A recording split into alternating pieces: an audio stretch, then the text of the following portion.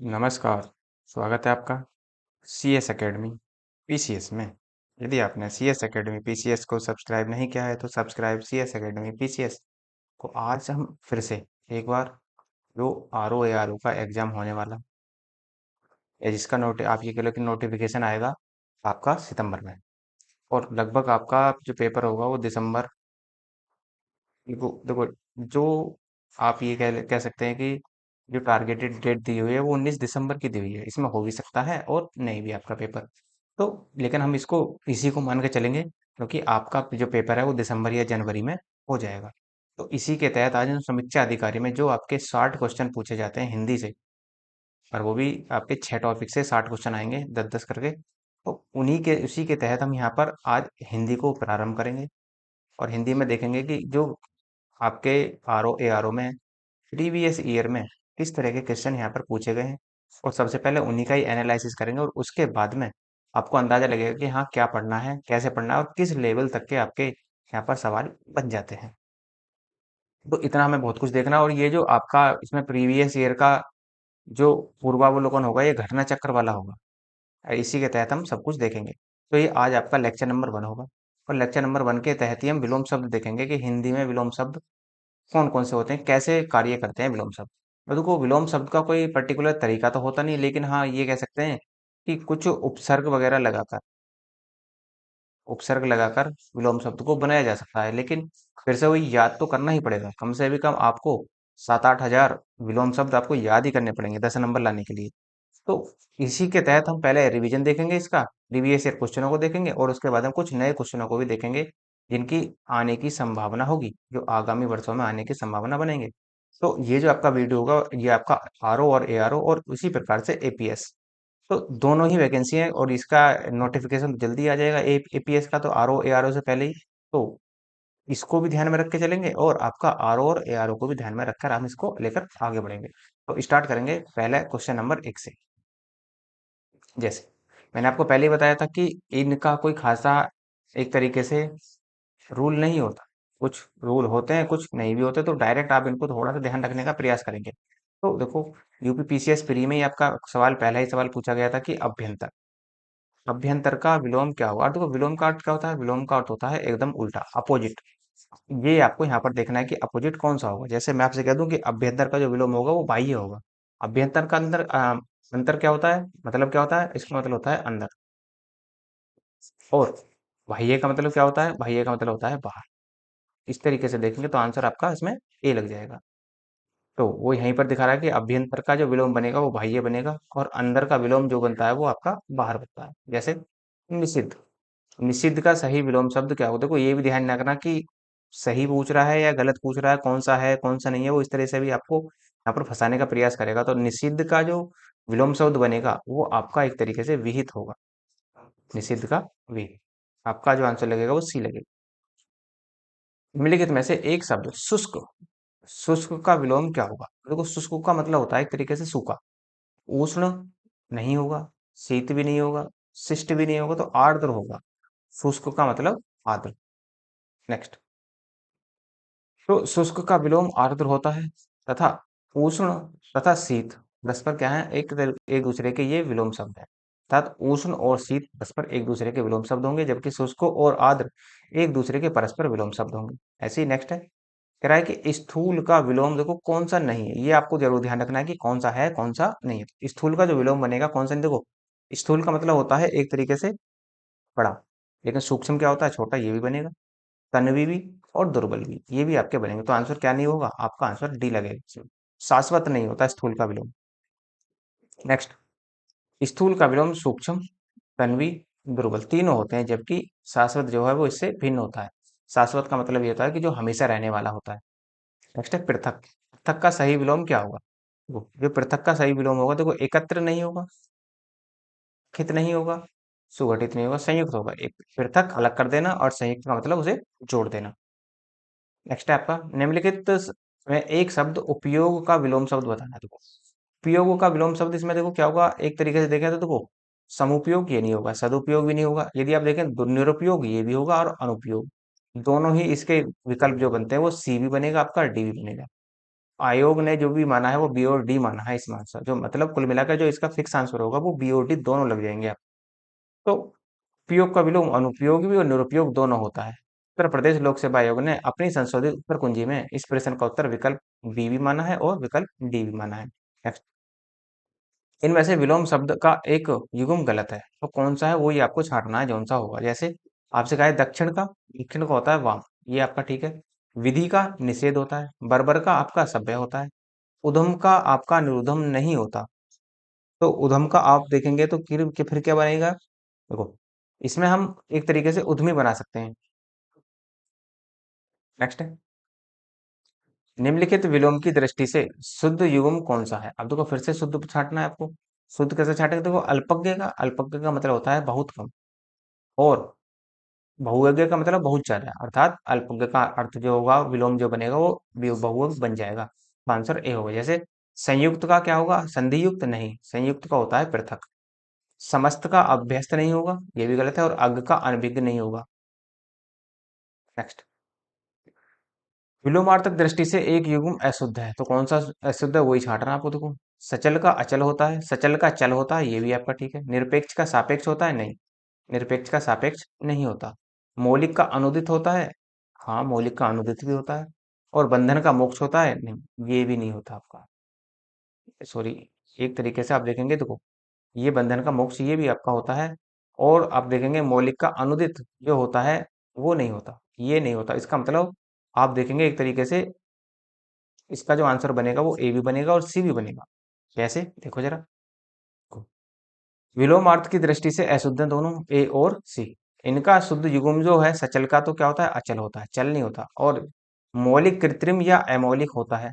और शेष युग्म सही है। और उत्तर प्रदेश लोक सेवा आयोग ने इस प्रश्न का उत्तर संशोधित उत्तर कुंजी में विकल्प जो माना है वो ए और सी दोनों को माना है। नेक्स्ट है, नेक्स्ट कह रहा है कि निम्नलिखित विलोम की दृष्टि से सही शब्द युग्म है, तो कौन सा सही शब्द युग्म होगा, फिर से छांटना है आपको। देखो आग्रह का विग्रह होता है, नहीं। अपकर्ष का उपकर्ष होता है, ये भी नहीं होता। जारज का औरस होता है, हाँ जी, जारज का औरस होता है। यही आपका आंसर बनेगा इसमें, सी आंसर लगाएंगे। जैसे देखो अन्य विकल्प क्या है, देखो अनुग्रह का विग्रह होता है, अपकर्ष का उत्कर्ष होता है, आवाहन का विसर्जन होता है। नेक्स्ट, निम्नलिखित विलोम शब्दों का सही युग्म है, तो कौन सा सही युग्म होगा इसमें। देखो सही युग्म फिर से वही, जैसे कहते हैं कि इप्सित का अभिस्थित होता है, नहीं, इप्सित का अनिप्सित होता है। अमित का समित होता है, नहीं, अमित का समित भी नहीं होगा। अमित का परिमित होता है। हया का बेहया भी होता है, ये आपका ठीक है। और अघी का निरग भी होता है, ये भी आपका ठीक है। तो इसका मतलब सी और डी दोनों इसके आंसर देने होंगे आपको। तो हया का अर्थ लज्जा या शर्म होता है। हया का अर्थ लज्जाहीन शर्महीन भी होता है। इस प्रकार हया का विलोम जो बनेगा वो बेहया होगा। और अघी का अर्थ जो होता है वो पापी होता है। तथा निरग का अर्थ जिसने अग या पाप न किया हो होता है। इस प्रकार अघी का विलोम जो बनेगा वो निरग बनेगा। सी और डी दोनों ही उत्तर सही है। लेकिन जो आयोग ने उत्तर माना है, इसका आयोग ने जो उत्तर माना है वो डी माना है। निम्नलिखित में विलोम की दृष्टि से सही युग्म है, तो विलोम की दृष्टि से सही युग्म इसमें जो बनेगा देखते हैं। अधिष्ठित का प्रतिष्ठित होता है, नहीं। आस्था का विश्वास होता है, ये भी नहीं होता। असूया का अनसूया होता है, ये आपका ठीक है। सही युग्म आपका ये बनेगा। प्रमुख का विमुख नहीं होता, ये भी आपका गलत होगा। तो असूया का विलोम अनसूया होता है। और अन्य जो विकल्प हैं वो से त्रुटिपूर्ण है। जैसे अधिष्ठित का यदि हम देखें तो अधिष्ठित का विलोम जो बनेगा वो अनिर्दिष्टित। आस्था का विलोम जो बनेगा वो अनास्था। और प्रमुख का जो विलोम बनेगा वो सामान्य बनेगा। आपका आंसर इस तरह से लगाएंगे। नेक्स्ट है, स्तब्ध का विलोम शब्द क्या होगा। देखो स्तब्ध का जो सही विलोम शब्द होता है अस्तब्ध होता है। क्योंकि इसमें क्या लगा दिया, उपसर्ग उपसर्ग लगा दिया और इसको उल्टा कर दिया। C answer. उत्तरायण, उत्तरायण का जैसे आप देखते हैं ना, उत्तर ये है आपका और दक्षिण ये है, तो उत्तरायण का अर्थ क्या होगा, इसका अपोजिट क्या होगा, दक्षिणायन। तो इसका आंसर सीधा सीधा उत्तरायण का दक्षिणायन, आप इसका आंसर देंगे, डी आंसर लगेगा। उत्तरायण का विलोम दक्षिणायन होता है, विस्थापन का विलोम संस्थापन होता है, और ईशान का विलोम निरसत्य होता है। नेक्स्ट, निम्नलिखित में विलोम की दृष्टि से सही युग्म कौन सा है, तो सही युग्म फिर से छाटेंगे। जैसे आपसे कहा जाए विशेष का क्या होता है, आशेष, नहीं, सामान्य कहेंगे। विपत्ति का आपत्ति होता है, ये भी नहीं है आपका। स्वतंत्रता का स्वाधीनता होता है, नहीं, स्वतंत्रता होता है। वक्र का ऋजु होता है या ऋजु का वक्र होता है, आंसर आपका डी लगेगा इसमें। वक्र ऋजु विलोम शब्द की दृष्टि से सही युगों में शेष त्रुटिपूर्ण है। शेष का विलोम शब्द जैसे सामान्य या साधारण का, विशेष का जो होता है वो सामान्य या साधारण होता है, विपत्ति का विलोम संपत्ति होता है, और स्वतंत्रता का विलोम जो होता है वो आपका परतंत्रता होता है, और स्वाधीनता का विलोम जो आप देखेंगे वो पराधीनता होगा। नेक्स्ट है निषिद्ध का विलोम शब्द क्या होगा, तो निषिद्ध का होता है विहित, ना सिद्ध होगा ना ही गरित और ना ही शुद्ध, तो विहित आपका आंसर बनेगा, डी आंसर होगा इसमें। आवर्तक का सही विलोम क्या है, देखो आवर्तक का जो सही विलोम बनाएंगे वो आप बनाएंगे, देखो प्रवर्तक नहीं, सवर्तक नहीं, समर्थक नहीं, अनावर्तक बनाएंगे। जैसे आप इसमें देखें ना तक आ रहा है बीच में, तुक मिल रहा है तो बाद में भी तुक मिल जाना चाहिए, ये भी आपको ध्यान रखना है। आंसर इसका बी बनेगा। नेक्स्ट है अनुरूप का विलोम क्या होगा, जैसे आप देखें अनुरूप का जो होता है वो विरूप होता है, नहीं रूप भी नहीं होता, व्यतिरूप भी नहीं होता, प्रतिरूप होता है, आंसर आपका बी होगा इसमें। अनुरूप का अर्थ सदृश, समान, योग्य, उपयुक्त होता है, जबकि प्रतिरूप का अर्थ नकली या जाली, कृत्रिम या बनावटी होता है। अपरूप का अर्थ जो होता है भद्दा रूप, कुरूप, बदशक्ल होता है। विरूप का अर्थ जो होता है वो कुरूप होता है, भद्दा होता है, शर्महीन होता है और शोभाहीन होता है। इस आधार पर अनुरूप का जो विलोम बनेगा वो आपका प्रतिरूप बनेगा। नेक्स्ट, तृष्णा का विलोम विपरीतार्थक बताना है, तो तृष्णा का होता है वितृष्णा, तो आंसर आपने देखो संतुष्टि भी नहीं होगा, ना ही वितृप्त और ना ही निषिद्ध, तो आंसर आपका ए होगा इसमें। नेक्स्ट है दीर्घायु का विलोम शब्द क्या होगा, तो दीर्घायु का जो विलोम शब्द होगा चिरायु नहीं होता, नस्वर भी नहीं होता, क्षणिक भी नहीं होता, अल्पायु होता है, आंसर आपका बी होगा इसमें। जैसे दीर्घायु का विलोम अल्पायु, और दीर्घायु क्या है, एक समानार्थी शब्द है इसका, चिरायु का। नस्वर का विलोम जो होगा अनस्वर, और क्षणिक का विलोम जो होगा वो शाश्वत होता है। क्षणिक मतलब एक क्षण के रहने वाला, और शाश्वत मतलब हमेशा रहने वाला। नेक्स्ट है प्रतिकूल। प्रतिकूल का शब्द क्या होगा, प्रतिकूल का विलोम पूछ रहा है कि क्या होगा, देखो समान नहीं होता, प्रतिदर्श भी नहीं होगा, अनुसार भी नहीं होगा, फिर अनुकूल होगा, प्रतिकूल अनुकूल, सी आंसर लगेगा। सृष्टि का विलोम शब्द क्या होगा, देखो सृष्टि का जो विलोम शब्द बनता है, विश्रेष्ट नहीं होते, व्यष्टि भी नहीं होता, समष्टि भी नहीं होता, विरलय होता है। अपने व्यष्टि और समष्टि इकोनॉमिक्स में पढ़े होंगे, ये वहां पर यूज होते हैं। नेक्स्ट है सहचर्य का विलोम शब्द क्या होगा, देखो सहचर्य का जो विलोम शब्द बनता है वैमनस्य भी नहीं होता, विनियोग भी नहीं, ऐसे योग भी नहीं, अलगाव, तो सहचर्य का जो विलोम बनता है वो अलगाव से बनता है। नेक्स्ट, सहचर्य का विलोम अलगाव या पृथक्करण होता है, और ऐसे योग सहयोग का विलोम होता है, और वैमनस्य का विलोम जो होता है वो आपका सौमनस्य होता है। नेक्स्ट है विराट का विलोम क्या होगा, विराट होता है बहुत बड़ा, इसका मतलब क्षुद्र होगा, तो विरत छोटापन, विरत नहीं, क्षुद्र होगा आपका, तो विराट का जो विलोम शब्द होगा वो क्षुद्र बनता है।